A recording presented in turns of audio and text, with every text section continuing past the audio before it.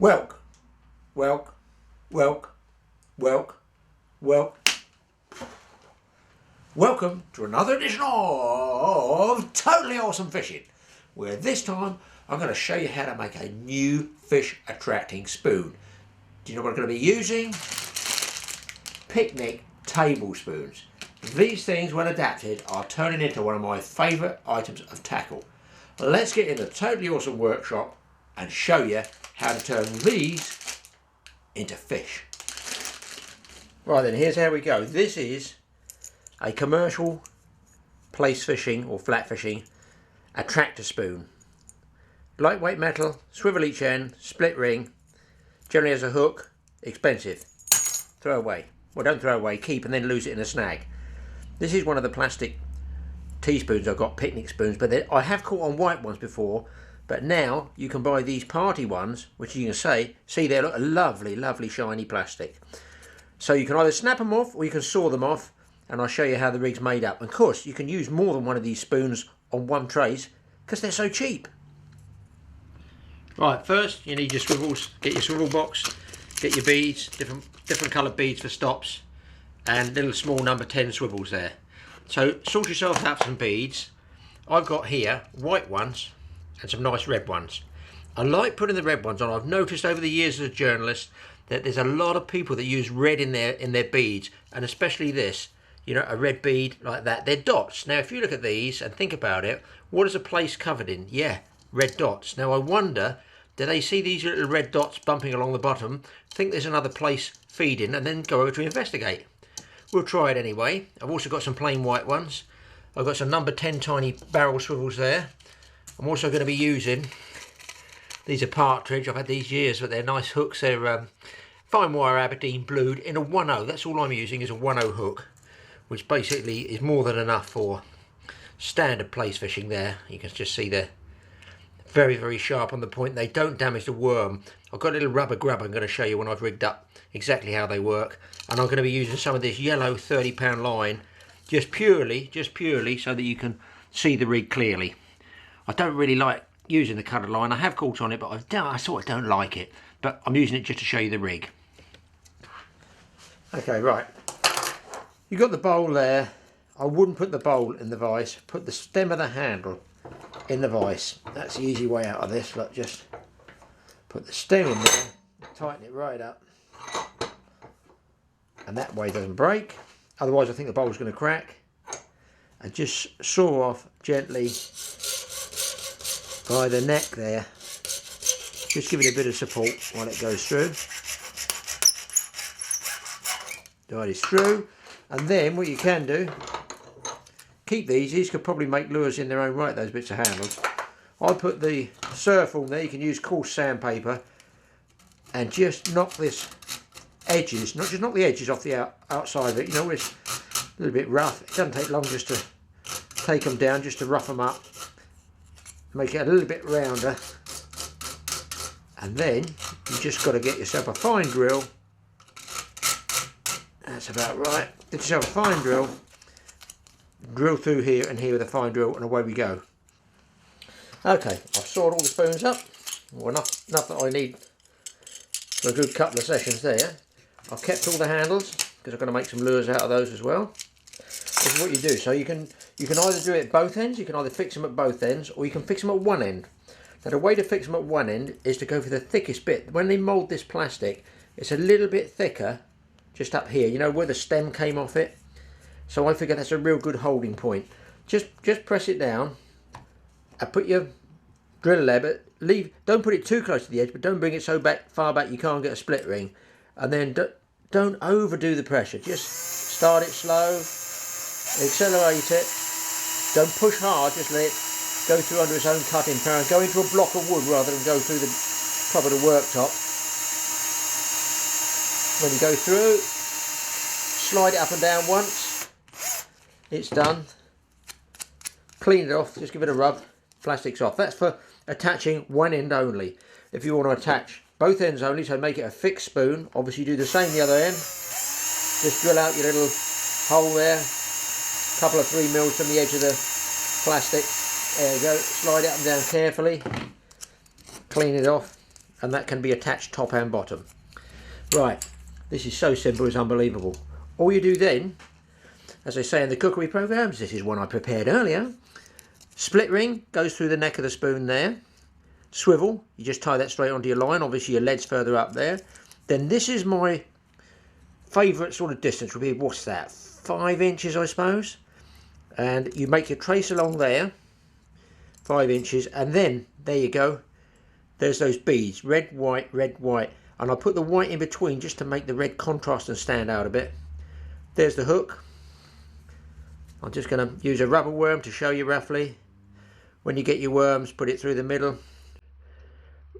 Oh, this is a tough one, but you get the general idea. The worm rides around the hook like that. It all lays swimmingly in a row. Swimmingly, oh, I like that one. So the worms there, the beads are there. The Plaice might think this red and white is another Plaice, you know, with their spots. And then just up here, 5 inches away, bumping and flashing along the bottom. And it does bump and flash, I trust me, with all that sort of chromy colour on the plastic, is the spoon. That's the way to do it, and I'll show you the other way, which I personally like. This way, it just bumps along the bottom like that, but my other way is a little bit easier. I'll show you. Right, this way, this is the way I've drilled just by the stem, where the handle of the spoon came through the thickest piece. I tie with a blood loop about, well, measure my finger, 1 inch of line, swivel.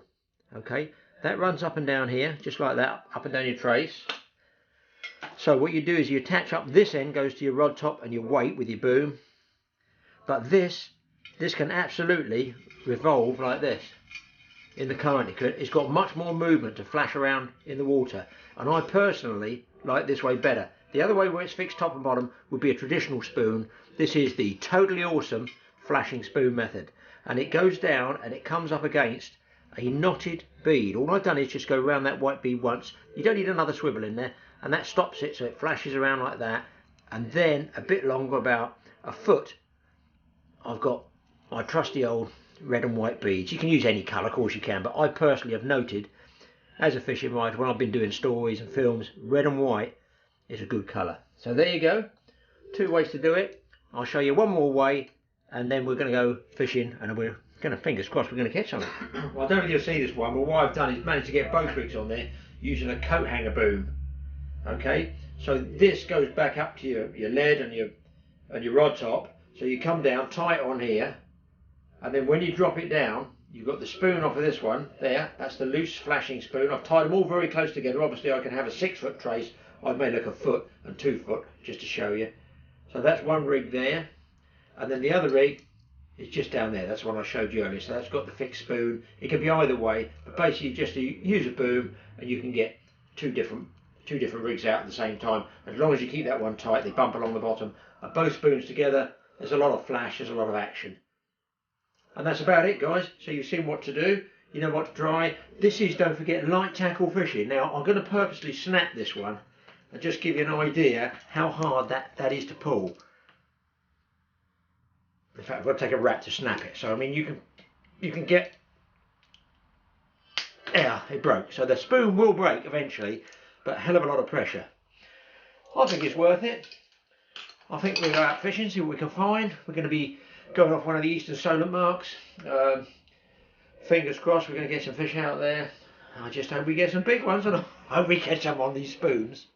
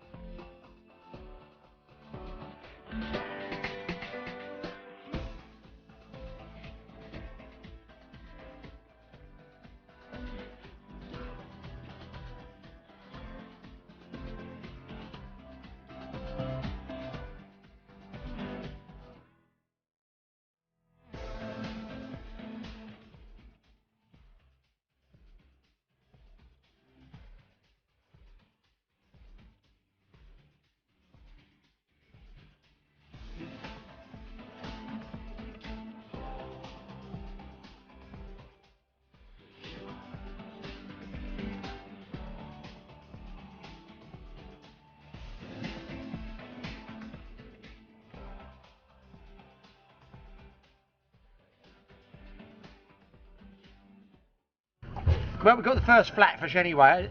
Didn't take too long. Something down there. Yeah. And that was on ragworm, Wayne? Rag and a strip of squid. He nodded away a couple of times. No, it's not a very big fish, but... Oh, hello, could be a flounder. Flounder, now, years ago I used to catch these off the beach, but oh, that's definitely under that colour. Well, plaice and flounder colourings can be very confusing, because you get flounders with orange spots, you get plaice that don't have very many spots, but that does look rather like I'll call that flounder. That's definitely a flounder. Definitely call that one a flounder, yeah. But that's not a bad little catch. That's a flatfish, that's good, that's good. And you got a load of beads on there as well, yeah? Yeah, just a little... And a little flasher. Little flasher, yeah, just to... Attract it a bit. Yeah. Good show. Move on for the Plaice.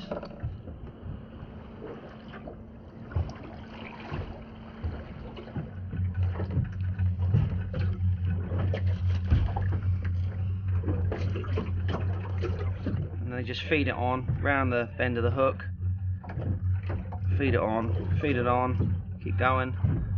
A lot of people go past that if they want, if there's a little tag it holds them on, but when they're this size it doesn't really matter. Feed as much of the worm on as you can, just bring the shank of the hook out. Basically, still got a little bit of tail left wiggling. I find Plaice don't mind a bit of tail, they tend to suck the whole bait in anyway. If this was a sole bait, then really, what I would do with that is I'd do that slightly differently, and I'd get a worm, I'd hook him just in front of the head, bring him round, similar, and what I would do is bring the hook out and then I would nick it off and have not a lot showing, because they're a little bit more fussy, they tend to take the tails off. It's on one of those rods with a spoon. I've got my leader coming up, and eventually he's going to make a showing. He had a really good account of himself actually. There he is, that's a Plaice. And you can see the spoon there, about 6 or 8 inches above the Plaice, just there. Red dots all over him. And just lean down slowly. And that spoon like that has been working really well, look. It's not twisting, it's not tangling. And all I've got there is just that one bead. And I must have the spoon round the wrong way. And there we go. The plastic spoons work. Thank goodness. And that's a nice Plaice. Yeah. Really big eyes up on top, so they're always inquisitive, always nosy, wanting to see what's going about. And I think that's why these silver spoons and beads and that attract them as well. And absolutely superb dots on this one. Oh, and he's fallen off. There we go. That's a nice Plaice. But I think we'll put him back. If I don't fall in, he'll be gone in a flash, I reckon. Bosh, gone, straight down.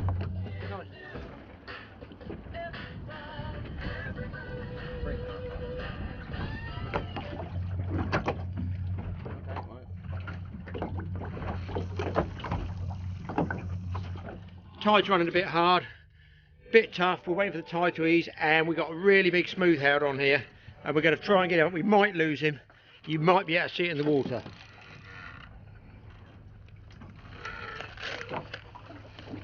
We've got the lead there. The fish is just under the boat. Oh, nice smoothhound. That is a nice smoothhound. It's a double, all right. Yeah, that's a nice one. I've got a very small hook though. How are we going to get this one out, Wayne? What do you want me to do? Well, do you want to glove it out? I think I'll him out. I think as soon as I touch him, he's not going to be very happy about it. He's not going to be happy. Get a good grip, because I've only got light 12 pounds. Oh, you got him. Yeah, yeah. Good fish. Yeah, that's just about good. Yeah, nice starry. Oh, nice, yeah. That's got quite a gut on it, that one too. Yeah, it's not a monster, but it's a nice hound. And I've got here, which I showed you earlier when I was making. There you can see the dessert spoons. No, they're the tablespoons I made up for the Plaice. And that shows you with those flashing in the water, that old smoothhound had no problem with it. And there's the hook, he just nipped it, and I can actually probably get that straight out. Yeah. It's out. Starry. He's going to go straight away. Yeah, she won't mess about. He's gone. There she goes. Got another Plaice, so we're just going to move, so you never know when they're going to come. And it's on one of the spoons again. tell you what, they go well when they get in the boat. Is it a netter? I think I'm going to live dangerously with this one. There he goes. I think he was bigger than the last one. I probably should have used a net on that. And he's just hooked. And there's a spoon, a different one, and this time I've got red beads. What I mentioned to you before making these, you see the beads there as well, because somebody told me that the beads are about the same size as those red dots, and that's why they go feeding. But those plastic spoons, if you get a chance to make those up, there's absolutely no question in my mind that they're working, because that is a nice Plaice. That is pretty well a keeper.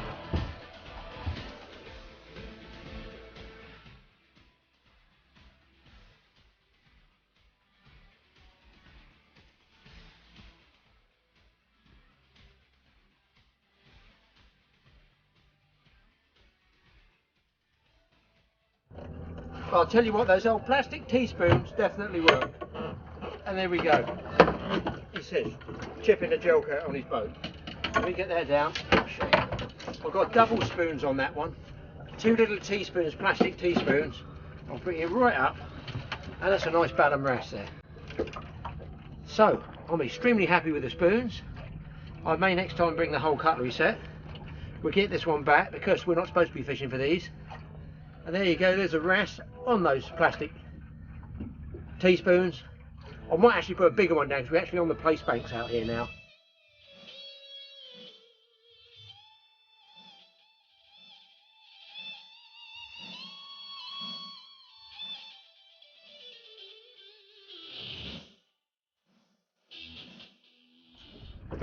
We're just on last knockings, we had one last drop down. Then we have one other white in, and I've got on the telescopic rod, don't laugh at it folks. It looks like a Plaice, I know it's going to be a Plaice.